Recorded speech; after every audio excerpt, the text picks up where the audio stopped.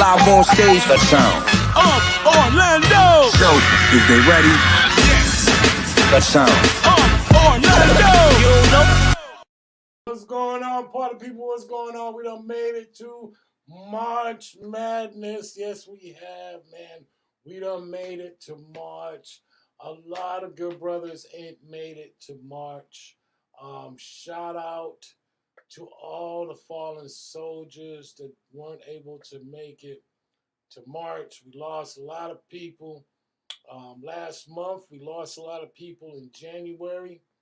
And a lot of our brothers and sisters are racking up a bunch of L's in family, uncles, fathers, mothers, sisters. I mean, it's a tough time for a lot of people, man. That's why I'm glad that we are doing a show like this, man, because we can actually begin to give the flowers that are so desperately needed to our people while they're still here. Shout out to everybody that understand the words that are coming out of my mouth. This is the Sound of Orlando show. I am your boy Rome. Welcome to the show. When we talk about hip-hop music and the idea of what hip-hop culture is personally to people, myself included, a lot of people don't realize we live in a genre-based society right now where everybody's just kind of trying to compartmentalize everything so that, if you like this, then you part of this group. And if you like this, you're part of this group. And, I remember growing up, especially growing up here in Florida, it was a beautiful thing to almost be ignorant to all of that. Because we were able to love all the music that was coming out of here, whether that had been reggae, whether that, had been Miami bass music, whether that had been, East Coast music, whether that had been West Coast. It didn't matter. It was all hip hop to us because all them years we spent listening to everything for the first time. So, who was to say what was what? Because this thing of ours was being developed in real time as we were listening to it. So, when we talk about this thing of ours called hip hop culture, and I heard a good thing, on this TV show that just came out, and they were talking about hip hop culture being the voice of the streets. Yes, it is. It is the voice of the streets. What goes on in the streets being put on record doesn't necessarily mean the artist is doing it, but they're the voice of the people. So if the people need to tell their story, then the people are going to want to hear it on record. And that's just what hip-hop was. So Miami bass, up north, reggae music, West Coast stuff, that was all hip-hop. All of it.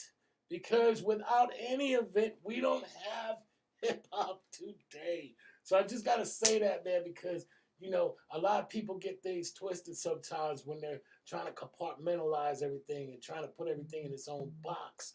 And, what I loved about hip-hop was there was no box. You just did it. If it sounded good to you, it made the ladies dance. Somebody wanted to put that thing on a tape. Shout out to Jam Pony. Big Al, Uncle Al, if you wanted to hear that being ran, then you just made good music. And this is what we're talking about. So shout out to all my people that know that hip hop culture for real and ain't trying to go for the okie doke, trying to put things over here and over there, to try to make sense of it all. Cause, the struggle makes sense and the struggle don't make sense. Not everything has an answer to it. And I spent a lot of my years listening to hip hop. And, that shit had answers for things we didn't even have questions for. It was just so original, so new. And it gave you something that you could feel and want to share with your people. And it related to you. The world may have been entirely against you, but hip hop got you. Like it got it. We got each other. they understood us when nobody else did it. Our culture is one of a kind. We're coming out of Black History Month. It was an honor to have some of the guests that I had on, to discuss what we love so much and how we as a culture continue pushing it forward. Because we need to do that. These kids need to know how valuable this has been and how strong it's been running all these damn years. And they ain't being broke, ain't gonna stop it. These record labels ain't gonna stop it. All this corporate mess, the streaming, the devaluing of it, COVID, nothing is gonna stop hip hop because that was the mantra from the beginning. Hip hop, you don't stop, and we don't stop. Welcome to the Sound of Orlando show. Now, this next guest I got coming on tonight, man, let me tell you something here, man. This is what we're talking about when we talk about the history of Florida and what we was banging out in them early days, man. And shout out to all my peoples, that was rocking, Enforcers and, the Gucci Crew and, Shy D and, just what gave us our identity in a lot of different ways because it did sound like us. It did feel like the flea markets. It did feel like, the pack jams, the skating rinks. It felt like us, and that's why we relate to that. That's why we connect with that, and that's why that is hip hop to us. This next artist that I'm bringing on, man, legendary in the game. One of the first people to ever do it coming out of Broward County, representing Broward County, Fort Lauderdale, Lights, we rock, yes sir. Coming out of that South, that bottom, give it up for Mr. Gigolo that's running this show. Let's go. Give it up for Gigolo Tony. Let's go. What's up, fam? Man, what's good, brother? So honored to have you tonight. Enjoying life, man. Just living it to the fullest. Yes, sir, man. Yes, sir. So honored to have you on, man, because like I was telling you in the beginning, man, we can't tell our story without telling yours, man. So it's an honor and privilege to have you on tonight and recognize your contributions and what you allowed and all the jams you rocked and all the babies you created. There's a lot of that music, black people hooking up and meeting up together, man. So it was a good thing, man, having you a part of that story. So let's get right into it, man. Tell the people them how you started in the game and what drew you. Obviously, I mean everybody's got a different story. It sounds really, relative, but everybody's got their own original story of how they came in the game. What got you into the game coming out of Broward County, Fort Lauderdale? What we talking about, man?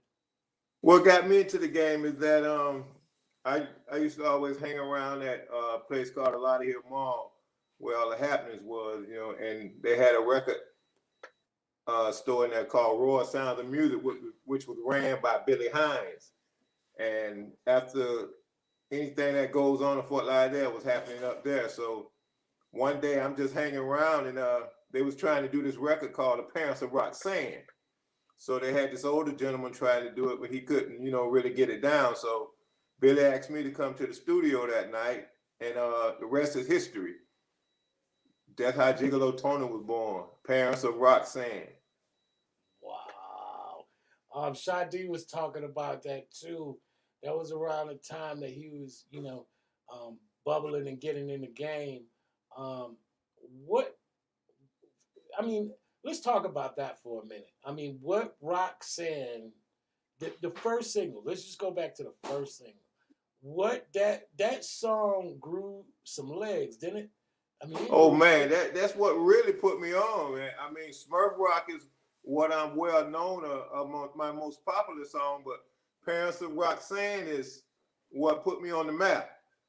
Probably sold more than I would say even Smurf Rock, probably because that was a huge record. Not only here, but also in New York and everywhere. Wow. Wow. And I remember that joint, man. I mean, shout out to Jam Pony, because that was kind of like a lot of our first introductions to all this sound that was coming out of the bottom. And that was during a time where Ghetto Jump and all these records was just bubbling and coming out. Like you said, uh, that was an amazing moment in music because it was just nonstop. It didn't matter who was doing it. It just sounded like everybody had their own lane, their own. Oh, yeah, that was man. That was the time, man. That was a different, different time, man. It ain't like it is now, Man, we had the big speakers. You had all the DJs. They were like the radio with the booty shaking music and stuff, bass music. That's who was pumping the bass music. The DJ like Jam Pony, and shout out to Big Ace. Yes, La Cool Chop, Slip Vic, let's go. Yes, sir. Jam Pony Express, baby. And they still jamming, they still rocking. One Yeah, time man. Express. And we're saying Jam Pony, which is crazy because when it comes to Jam Pony, and I just want to highlight what they did for our music coming out of here. They put so like if you play a Jam Pony for somebody from New York, they'll look at you, what the hell are you playing? Or somebody from Atlanta, they look at you, what the hell are you playing? And they crafted their own thing out of all of these records. and to us growing up in the South, like they were just as important as if they put out an album or something. Like man, you ain't lying, cause I mean you hitting it right on the head. Cause I'm telling you, when I was on tour a lot of times, and I would flirt there with the crowd and talk to the people, record signers and everything. They coming up. I'm Gigolo Tony, but they coming up to me. Oh, Jam Pony? You got into Jam Pony stuff? Man, it's like Jam Pony dope, man. It was. I mean, they were big coming out of here, like at Georgia and everything. We took Jam Pony on the road, with our tapes and stuff also. But they were big, man. Jam Pony was probably big as any rappers that came out of the South. Right. And there's still an affection and affinity for them that is second to none. In that, we went decades with them being like just mainstays in our lives. Like you couldn't function. Like if you can have everybody's mixtape. You have Kid Capri tape. You have Ron G tape, but you're gonna have your Jam Pony tape. Yeah. And colleges and everything, college dorms. Hey, it's Jam Pony, man. That was what's happening. Now talk about. You said Roxanne got you in the game. What was that like? I mean, give us some ideas on what that was like, or what you heard, or how it seemed to you, how hip hop was coming down in Fort Lauderdale. How was that feeling down there? We know how it was. Orlando's kind of like a crossroads of the bottom and the north. But going there, I mean, that must have been a whole next feel to it. Talk about that and how it felt hip hop coming to Fort Lauderdale and how you seeing the game, how you could come in there. Well, hip hop coming to Fort Lauderdale, Parents of Roxanne wasn't really officially what we call Miami-based booty shaking record. It was had more of a kind of hip hop feel. So, but my first album, when that came out, that kind of flipped me back to like the booty shaking type of it, because all the other, you had groups like you said before, called out Enforcers, 2 Live. They were just coming into the booty with beatbox and stuff like that. Gucci Crew, Clay D and Get Fresh Crew. They were real booty shakers that really came out. I was more hip hop with the Parents of Roxanne, and like I said, my second album, I kind of started switching to more of the booty shaking and more of the dance music. Man, that's Smurf rock. And see, a lot of people don't realize, man, when we talking about that, that ghetto jump, that Rodney O and Joe Cooley, all of those stuff were pre-bass tempos, but they were jamming. Yeah, That yeah. Smurf rock was jamming, man. Yes, sir. I think Smurf rock it was a different type of bass. First Right. It had knock. right, because I wanted to do something different. I just didn't want to use the 808 bass to make my bass. So what I did, I used a keyboard bass and put a lot of reverb on it. That's how I came with that doom, doom, doom, doom, doom, doom, instead of the boom, boom sound. So I kind of switched it up a little bit. Talk about my man Rick. Shout out to my man Ricky Rick on the check-in, man. He's like Foresight Records. Talk about that and what Foresight meant to you. Oh man, Foresight, Billy Hines, man. If without him and without Foresight, there wouldn't be no Gigolo Tony. There would be no shout out to my boy MCADE. Shout out to my boy Shy D. And yes, Foresight label. So without his intellect and his vision of the future of bass, there would be no Gigolo Tony, and there'll be a lot of artists out of here, out of Broward. Right. What were some of the spots that you used to either hear your record pumping in Fort Lauderdale, or what was the places where you knew, okay, if it's rocking there, then we good? Raw sounds of music, that Lauderdale Mall. That's where most of the records were broken. There, the skating ring, a club called the Panthers. I don't know if you remember the Panthers in Fort Lauderdale, which was like the #1 club. And just the parks, the play days, when they put up their speakers, Smurf rock was jamming. So when I seen people bumping to that, I said, I might have a little something there. I heard that, man. So I read, and there was so much going on. I like to consider myself up on hip hop history. Probably just like the next guy because we lived it, we were there. But there was so much that happened. If you blink for a minute, you'd be like, "Oh man, damn, I remember that." But you focus on so much other things. You were the first one to be on representing South Florida on Rap City. Yeah, yes, sir. I was the first one. That's crazy, man. When they had the mayor, Chris Thomas, I think. Yeah, the mayor. Shout out to Chris the mayor, bro. And I mean, it was fun. I had Chris down here, and we ride in the hoods, and we just chilling while we shooting. Shout out to him. Whatever he's doing, I hope he's safe and well and everything. But yeah, I was like the first rapper from down here, to be on Rap City. That's crazy, man. That's crazy town.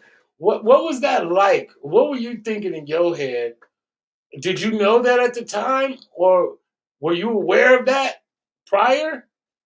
I mean, I didn't really know, how big that was. I mean, I only know from what I've seen Rap City local, and I knew there wasn't like no Miami. I didn't see any Miami bass Right.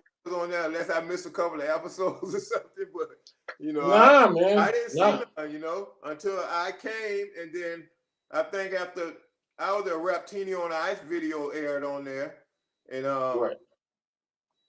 Who else was it? It was, and then I think that after all the other, then I started seeing, 2 Live Crew, and And that was few and far between, because they could have played. I mean, that whole first album they played nothing, and then they did move something. Move something was on there a few times. We was just talking about how MTV banned Welcome to the Terror Dome for Public Enemy. Wow. And looking at that, I remember Yo MTV Raps. They did play Move Something Mhm. on Yo MTV Rap. Anybody in the chat line, man, let me know if I'm right, because I remember specifically. I don't know how many times they played it, but they did. They PG-13 that video up enough to where MTV would play it. But that was like really the only video that I remember them ever playing for 2 hours. And for a lot of groups coming out of the South, it was difficult because we seen the videos, but the nation ain't seen the videos 'cause we ain't had Right. the internet. Because New York really had the market, New York, California, they really had the market. We wasn't really respected yet down in the South until really Two Live Crew really started, making people say, okay, whatever music they're doing, that booty shaking is really hitting down there in the South.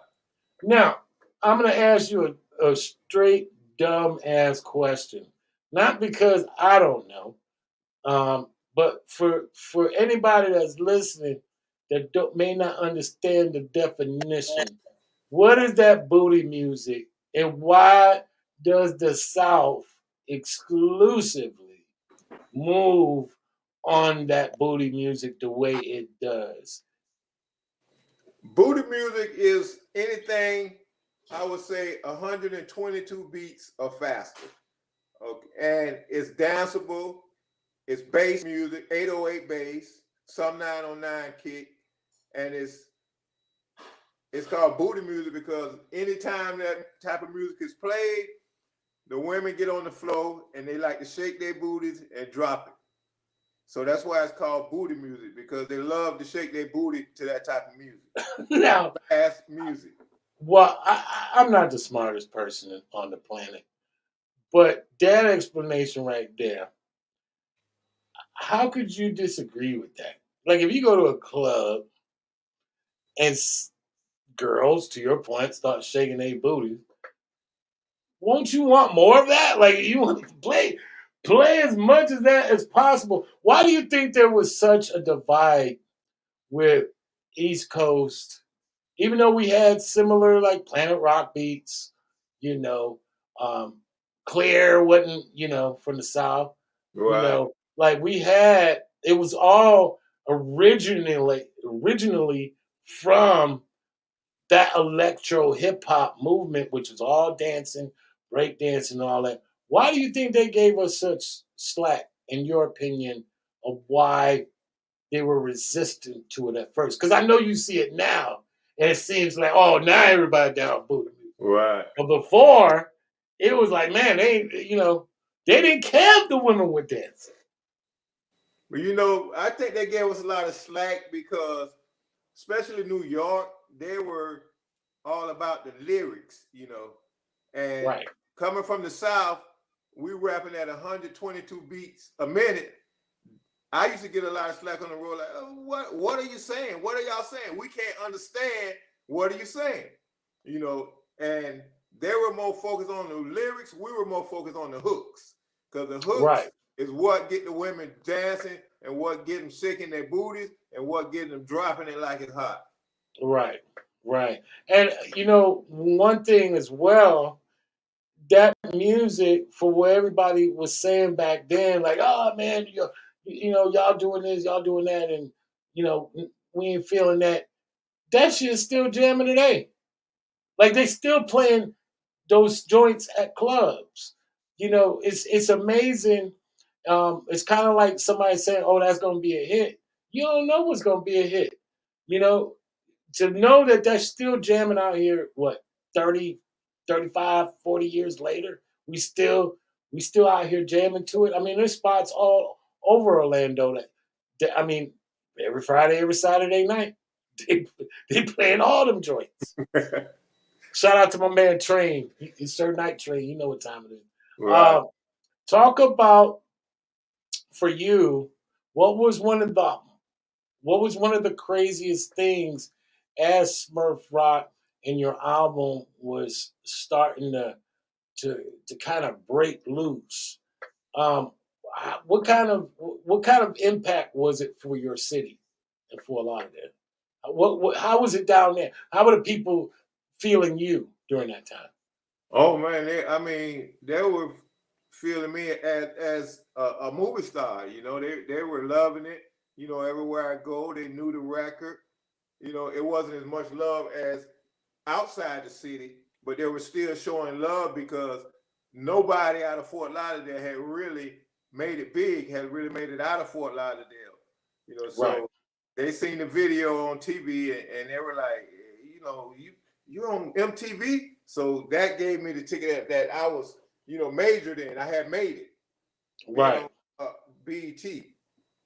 What was it like to see Miami kind of come to its own during that time, and the artists that they were putting out at the time, the Antoinette, Anquette, the Luan Loves, you know, Two Live Crew, obviously, they were putting out heat back then too.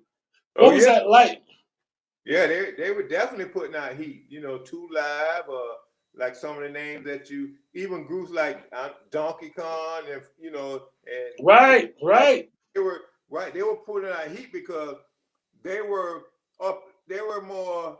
I said they had more quantity, I guess, because up here it was like only Foresight, you know, and right. then shout out to Derek Ramey, you know, Afro Rican, you know, they came up with Give It Yes, All You Got, yes, you know, they had yes. a hit from that, and uh the first record, I mean, the first record Foresight put out. I don't know if you, I know you remember Beatbox with Oh MCT yeah, Lady, you know. man, come So on, man. Broward was happening, but it wasn't really nobody really making no noise but Foresight. And Right, Foresight was on, you know, was me, MCADE, then Shadi came along. And, you know, then as we know, he eventually left and went with Luke. But Fort Lauderdale wasn't really, you know, it was only Foresight. So I guess Miami became Miami Bass, and we always considered Miami Bass because it was only Foresight up here. right. Did you feel some kind of way about um, that being, because like you said, when people, I mean, even for Orlando, DJ Magic Mike, you Right. know, with all that drop the bass and stuff like that, they considered it all Miami bass. Did you feel like wait a minute, we got our own thing up here, or were you okay with it being kind of annexed by Miami in that I mean, I was okay with it because, like I say, it was only us. So, you know, Miami Bass, you know, that kind of gave us a foundation also because being Fort Lauderdale based, you know, we probably would have got swallowed up by Miami Bass because there were so many labels and so many artists coming out of Miami. way? Right, right. When you're talking about those times. Talk about some of the craziest things you've seen during that time. One thing that was just comes to your mind where you were like, man, this is what we doing to people. Like when we talking about that movement was heavy. I was blessed enough to go on tour with Blue during the Band of USA album with Lil Cochise, and it was just crazy going across the country and seeing how they loved it too. Because we knew how we got down with it, but talk about some of the craziest things you've seen um, during your height and when all this stuff was going on.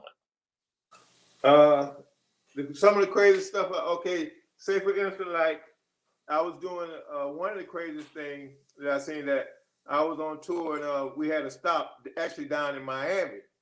And guess you will never guess who was the opening act who were opening for me. It was Who? Public Enemy. What? Public Enemy, man. And what happened What? was Yo! they didn't even have turntables, so you know nobody would let them borrow turntables, you know, to play. So I asked my dad, I said, man, let them use your turntable, use your set. So he let, and then me and Chuck became pretty good friends and played, you know, after that. And also I was up in Norfolk, Virginia. Guess who the opening act was then? LL Cool J. You know what I'm saying? Wow. So those crazy times, man. Also, man, I Wow. went out to California doing shows, right? So Yeah. I was doing the show at the skating ring, and Lonzo was the big man from the World Class Wrecking Crew. Shout out to World Class. Let's go. And guess who his flunkies was who was running around and this and that? Dr. Dre, yeah, Wow. from the world, up out in California. Wow. And something else. Oh, this probably the craziest. Little kid running around the studio. Foresight Records. He was just signed to Foresight Records. No more than about 10, 12 years old, probably. Eating pizza and everything. A few years later, it's Usher Raymond. So I've seen a lot of crazy things. Yo, I've heard stories about, yes, even Usher was signed to Foresight Records. So a lot of crazy things, that I've seen and been around, in the music that these, they're just coming up, you know what I'm saying? Right. And, next thing you know, they're major stars. Right, man. But they opened it for Gigolo Tony at one time, Right. And that just explains, man, like you never know who you meet up the ladder, man. And and you could have been one of them people that said, nah, man, you ain't touching my turntables. And who would have I mean shit, Public Enemy in the Rock and Roll Hall of Fame. Right, but there were nobody then, they were like just getting started, they were an opening act of the show, Right. Man, I love that, man, because once again, that's what real hip hop is, man. This idea that we can all have a space, and yeah, there's competition, of course, but those were the days where it was almost you look forward to seeing who you were gonna go perform with or who was going. What was that like? Did you even know that they were opening up, or you got to the place like a lot of opening acts? You don't know until you get there. No, I mean I knew the bill because it was advertised and stuff, but Okay. Public, I don't even know what song they really had out. I didn't really know who Public Enemy was, And like for instance, also when I was out in California, Oakland, California, I was doing shows with Bobby Jimmy and the Critter, and they had this cat from Oakland, who was doing mixtapes and everything. So we're gonna let this cat open the show for y'all. He had his mixtapes out and everything, didn't have a deal, and you won't guess who this cat was. No, come on, man. That's too short, bro. Short. Yeah, you already know, man. Shout out to Short, man. Oakland, California, opening the show, passing out his mixtapes, trying to get a deal, Man, that's just dope, man. Because when we're talking about stuff like that, it just puts into perspective, and you hear it all the time, man. You never know who your people are at the end of the day, and you treat them right. You never know who your friends are, man. Don't burn no bridges. Think you're bigger than what you are, because you may need them same people later on in life. And so that's dope, man, that you were able to kind of be their beginnings. Right. Real talk, man. Even MC Shy D, we discovered him on the road. He was the opening act for the Roxanne tour, MC Shy D, USA Breakers. And so he was actually discovered by my manager, Vanis Lopez, and got him signed to Foresight. The next thing you know, Shy D. MC Shy D. Yeah, man. Yeah, I had Shy D on the show too, man.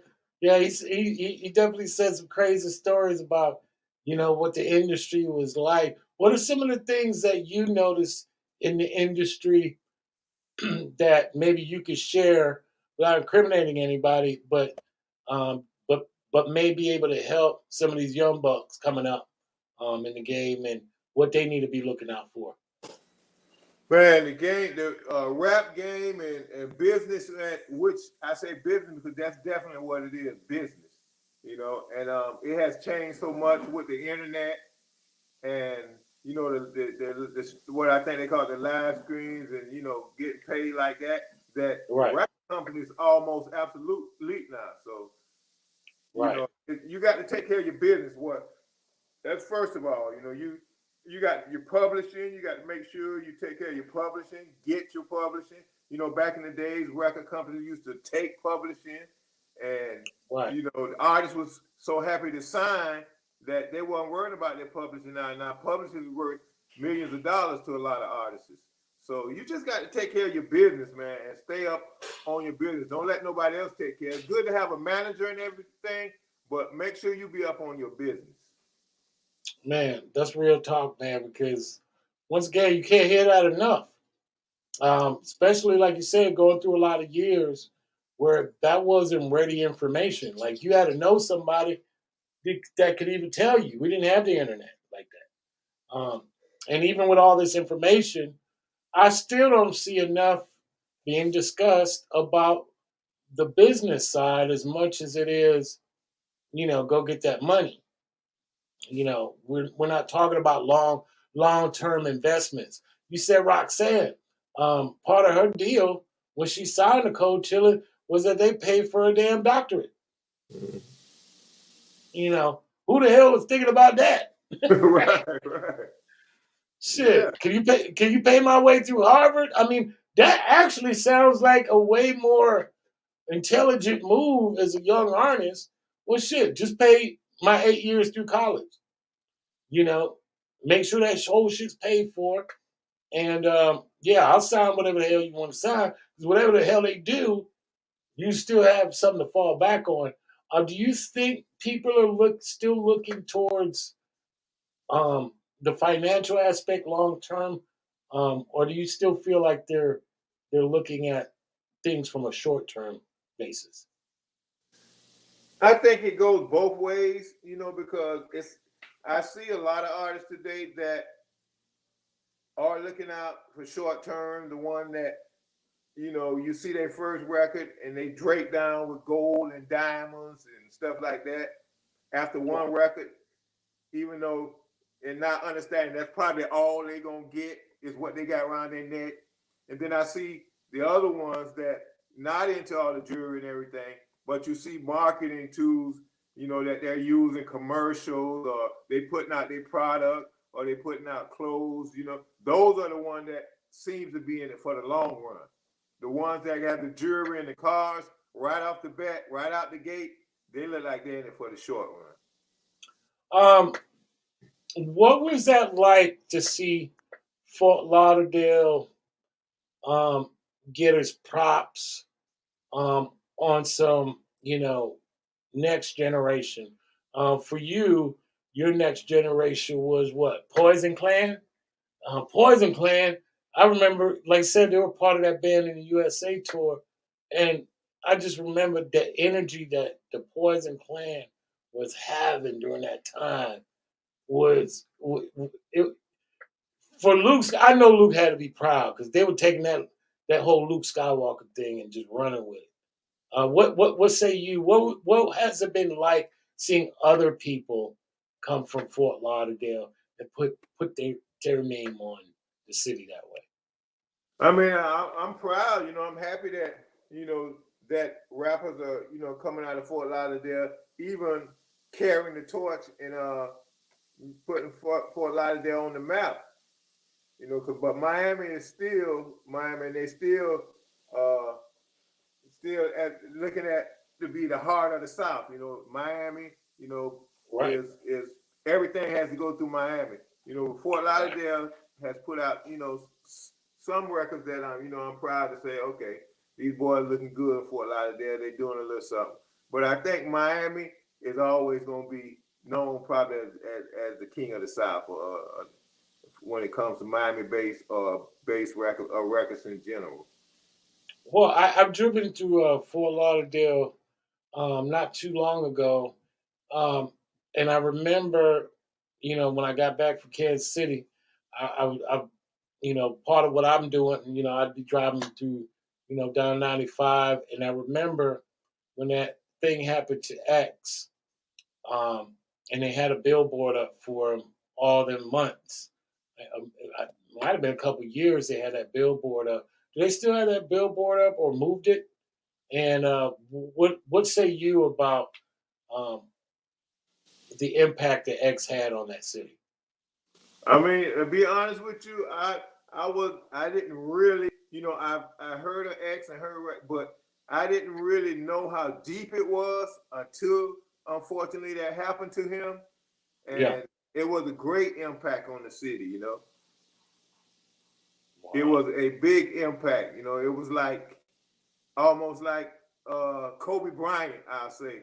Had that effect Wow. on the world. He had that effect on the city. Wow. Wow. Um, you know, now I know we deal with that. I mean, it's part of the black experience in America. Um, if the government don't kill you, your own gonna kill you. But what what do you think, looking at Broward County from where it was back in the day to where it is now? How do you feel the city's changed? And it's a two-part question because Miami is the same thing. Miami, I remember Miami being one-sided, just one side of 95, the east side, and everything else. The real Miami was on the west side. And they've made the last time I was down there, that place looked like Atlanta.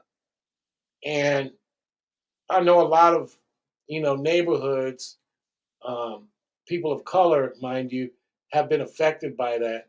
So I say that in two parts. What do you see in Broward County from where it was to where it is now, and then Miami Dade? It's good that you say Broward County because you expanded it more. So I'm Yeah. expanding up to Pompano, which really is not Fort Lauderdale, but Pompano, is making a big impact on the rap, on the rap scene too. So I think Fort Lauderdale is spreading out more with the rap to spread up into, Pompano, and we're growing out west. So Fort Lauderdale is really growing, and it's a lot of changes coming down to Fort Lauderdale. And what about Miami Dade? Do you remember the difference of what Miami is now and what it was then? These look like two totally different cities. Yeah, And I always tell people Miami is the real Florida. yeah, it is. It's Miami. It's the same thing. Uh, South Miami, deep down in Miami, is like you didn't even heard of I think what they call it, South Miami and Miami-Dade South. But now that's that has expanded where they are huge down there. It's not just Liberty City and Opelika and stuff. It's you know Miami-Dade and Homestead.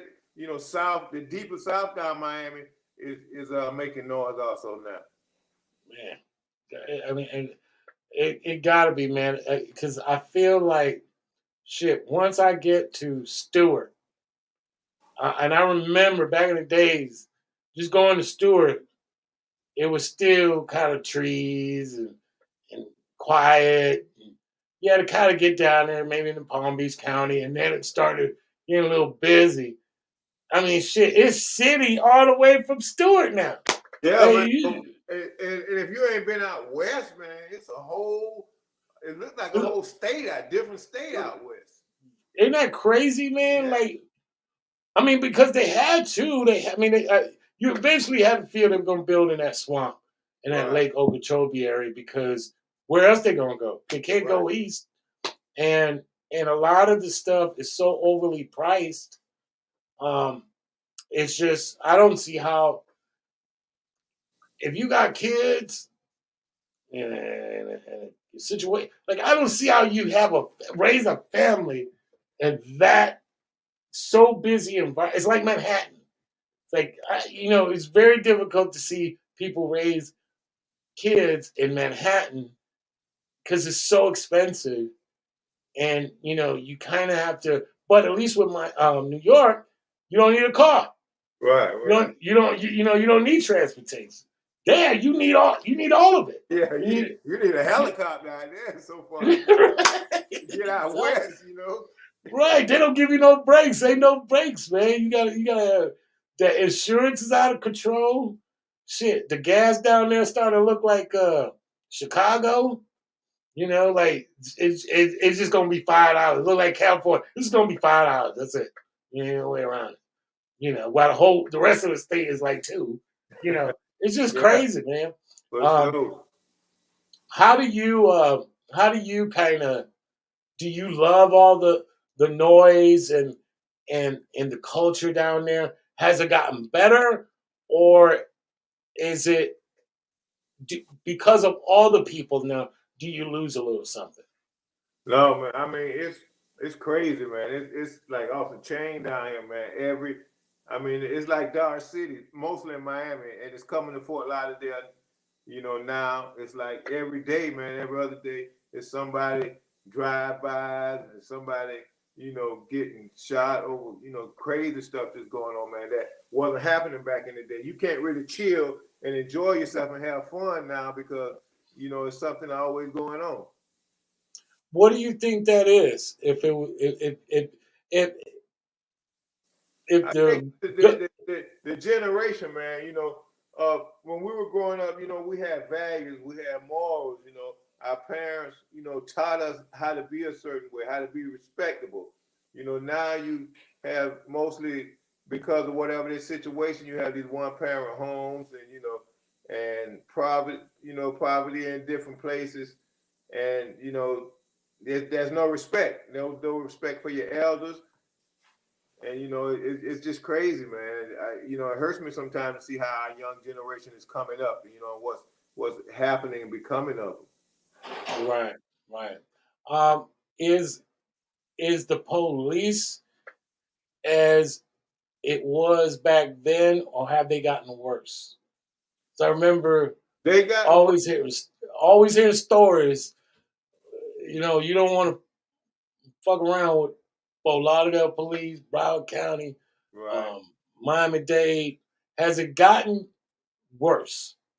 It's gotten worse, because I think the police are adapting, to the time also.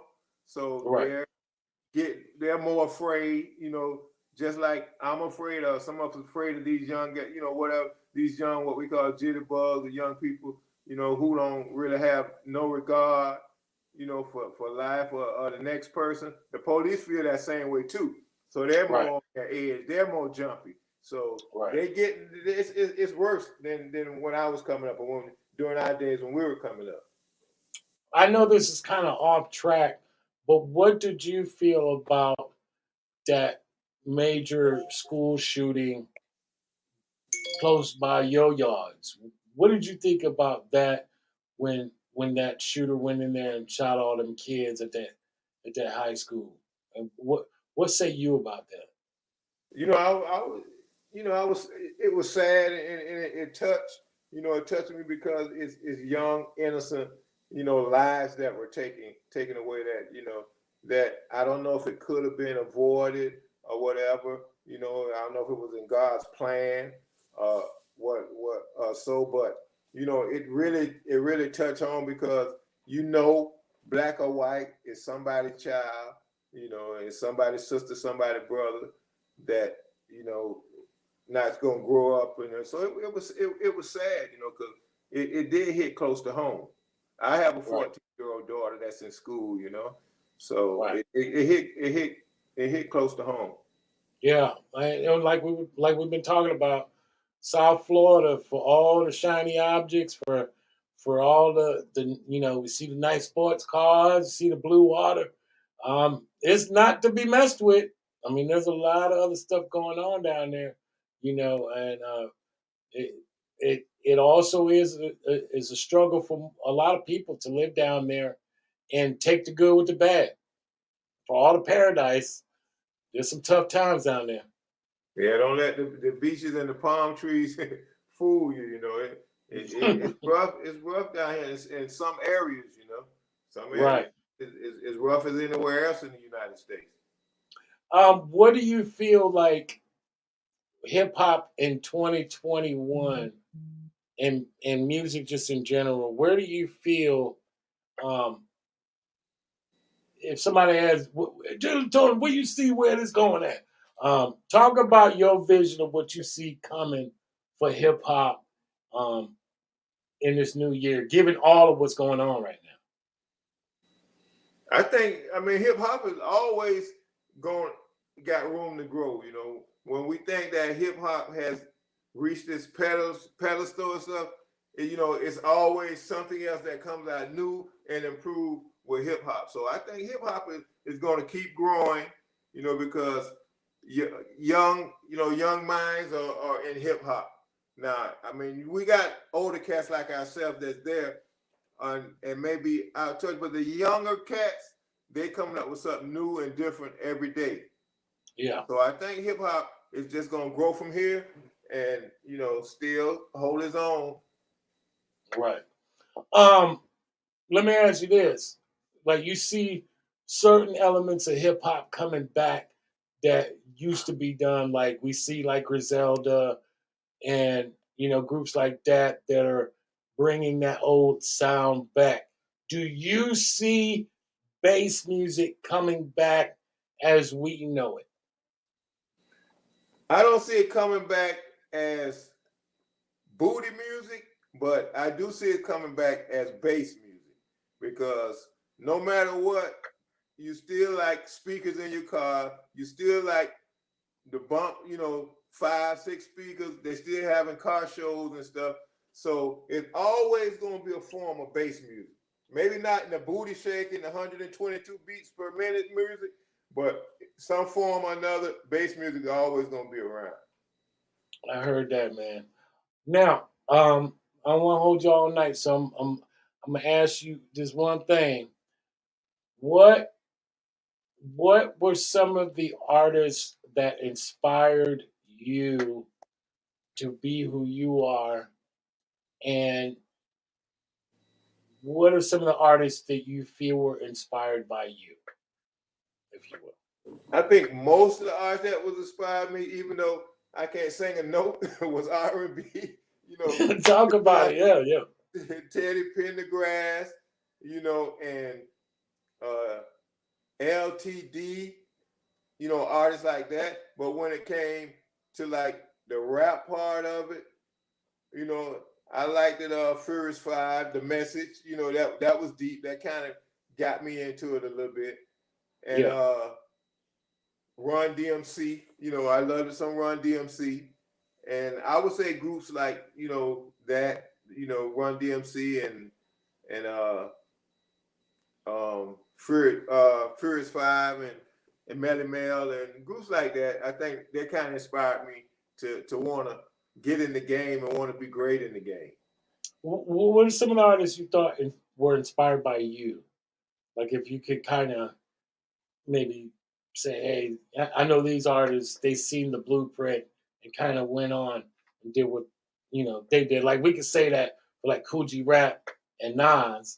Mm-hmm. Nas kind of look at what Kool G Rap did and then put it together. Eminem did the same thing with Redman. Redman, had his thing going and Eminem kind of followed. What are some of the artists you think that you were able to kind of inspire and take the torch, if you will?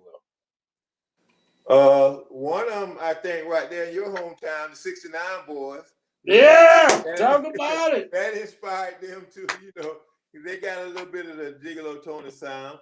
But believe it or not, some of the people I've talked to personally that said I inspired them. CeeLo Green, man. From, shout out to Goody Mob. Let's go. Yeah, Goody Mob, I talked to him personally. He like, man, you inspired me, Gigolo. You was the man. His favorite song was The Player. I said, talk to him about that. Outkast. Yes. Dre, same thing. We grew up listening to you, Gigolo Tony. And those two definitely the ones that I really personally talked to, and they said that I inspired them, and they grew up on my music. Man, that is so awesome, man. Hey, I want to thank you for coming on tonight, man. Great chopping it up with you, brother. Amazing career. what can people look forward to in the future? What can people look out for? Anything Gigolo Tony, a reunion tour? What after this COVID obviously is done? What can they look for? First of all, I'd like to say, Rome, I'm humble. I thank you for having me on, man. I thank you for the love you've shown me on the show. And big ups to all your listeners and everybody who's tuning in. Gigolo Tony, the one and only, baby, that will always be there. And really, as far as recording, I don't have any plans, but as soon as this COVID, before the COVID jump, I had some things going on where I had some stuff working for Brazil. Because over in Brazil, man, it's like booty music just came out over there. So I got a lot of marketing and a lot of things that I'm gonna be doing over there as soon as this pandemic over. So yes, over in shout out to Brazil, man. And if it's working and it's sounding good over there, hey, I might bring it back to the States. I heard that, brother, man. I mean, you can't go wrong with booty music in Brazil. I mean, that sounds like a damn some damn Cisco or a damn mixed drink there, boy. It's just gonna work. Can you imagine the beaches over there with some booty music? Yeah, bro. You already know, man. But yo, you were definitely to be in the Hall of Fame of Florida hip hop history. You did a lot for the culture, brother. I appreciate that, my brother. And we definitely are honored to have you. And if we give your flowers now, that's what we're trying to do, man. We ain't trying to wait for any of that. All right? I appreciate you. Always welcome on the show, man. Love. Yeah, if you got anything going on, man, just contact us, man. We'll have you back on, bro. You already know, man. I got you, my brother. I appreciate it, man. Much love. Hey, man, give it up one time for my brother, the one, the only, Gigolo Tony. Let's go. Give it up. All right. Y'all be safe. Yes, sir. Man, so glad to have y'all on tonight, man. You know what time it is. My man, Seth One, was good, man. Yeah, I tried to fix that problem. I think we got it fixed somewhat. Shout out to my man, Ricky. Shout out to my man, Brian Bloom, Quazim. What's going on, my brother? So glad to have everybody on tonight, man. You know what we're trying to do. Support the culture, get the culture moving forward. Tomorrow night, we got DJ M Squared. Man, I can't wait to chop it up with my fellow DJ, man.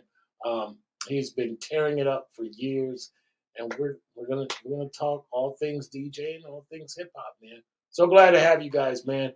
Let's keep it moving. Sound of Orlando show, March Madness.